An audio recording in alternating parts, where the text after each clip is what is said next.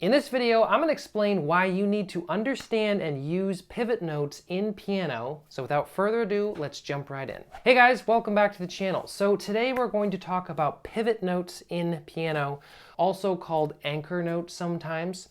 And I first read about this concept in this great book by Dr. Janine Jacobson, Professional Piano Teaching. A great book for teaching intermediate and advanced students. What we're going to do basically in this video is we're going to talk about what are pivot notes.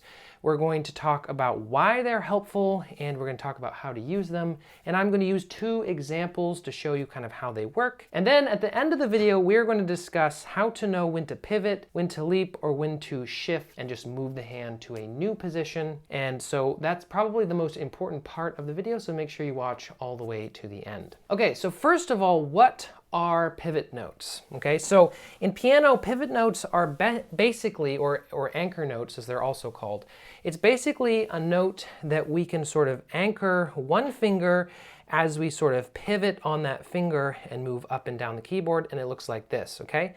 So the example that Dr. Jacobson gives in the book is when you have something like this, where notice how I'm sort of pivoting on that third finger so I can reach this upper note, versus if I do this, see how I'm stretching the whole hand? It feels really awful. You should actually try this, sit down at your own keyboard and just try this, okay? So I'm just sort of in the middle and I'm trying to reach everything, versus this, I can sort of shift back and forth, okay? Now, one thing I just want to mention really quick is that as you build speed, obviously you can't move as much. That's a comment that always comes in on these kinds of videos. What about playing fast? Great question, so I just want to take a moment to address that. The faster you go, the less movement you're going to have, but that doesn't mean that the movement isn't there, okay? So that's just an important thing to talk about. Now, the second thing we're going to talk about is why pivots are helpful. Now, we've already kind of alluded to this, and that's that it avoids the necessity of stretching the hand, or it sort of avoids the need to stretch the hand, okay? So obviously from G to B here is a 10th, and it's very difficult for me to reach that. I can on the edge of the keys, okay? But like we've talked about in other videos, whenever you stretch the hand to its extreme sort of reach, you lose a certain amount of mobility, right? It makes everything really tense and tight, and it's hard to move. And again, it's hard to play fast, okay? So that's primarily why pivot notes are helpful. Okay, now we're going to talk about how to use them, and for this, I'm going to use a couple different examples. I already used the example that Dr. Jacobson, gives in the book, and that's this sort of pattern like this. Notice that this is a similar pattern to what we might use those circular motions that we're all familiar with, right, where we go over and under like this.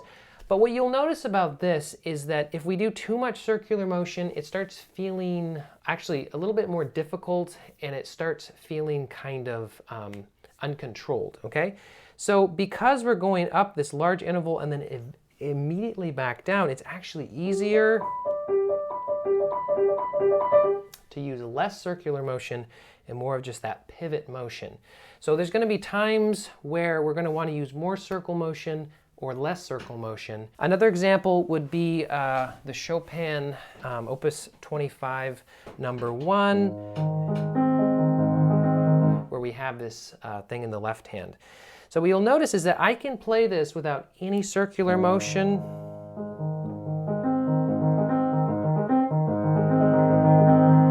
So notice that there's no over-under shape, but I also can use some over-under shape.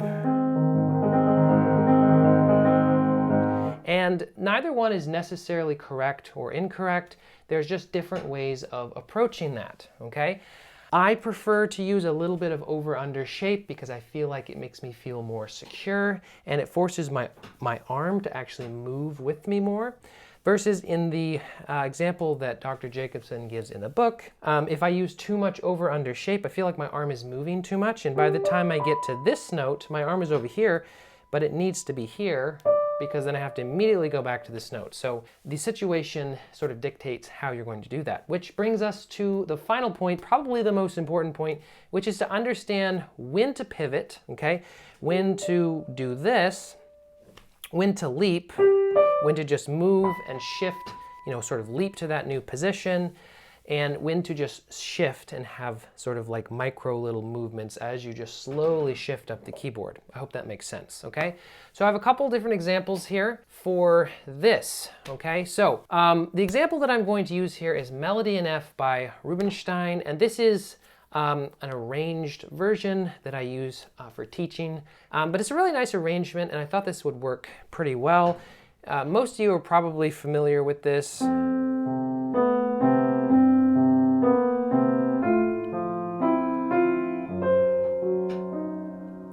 Really beautiful piece and great arrangement. So towards the end of the first page, where we kind of have this, the second theme come in here.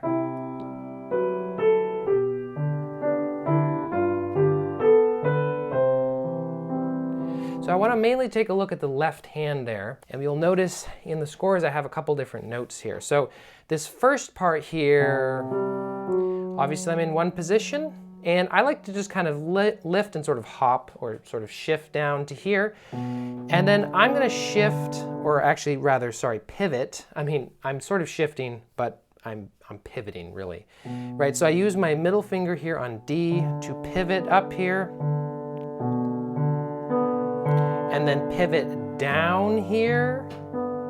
So I like to do that there. And the reason why I like to do that is because I'm going up the keyboard and then back down. And notice that I'm coming back to the same note. So those pivots are especially helpful when you're going to continually go back to that same note. In this case, this D, going up and down, pivoting across that, okay? And then what I have written here, so I have written, I'm going to pivot here. Oops, sorry. I'm going to pivot here. And then I'm going to switch my finger here and sort of shift. So it's a little bit more of a shifting motion because I'm switching what finger I'm using to play that note. That sort of a thing, okay? So that's kind of an example of pivoting versus shifting. Another example of sort of shifting the hand is this piece. It's a third piece from the Burgmüller Opus 100 Progressive Studies.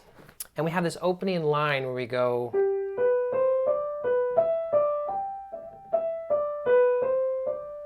sorry, there we go, okay.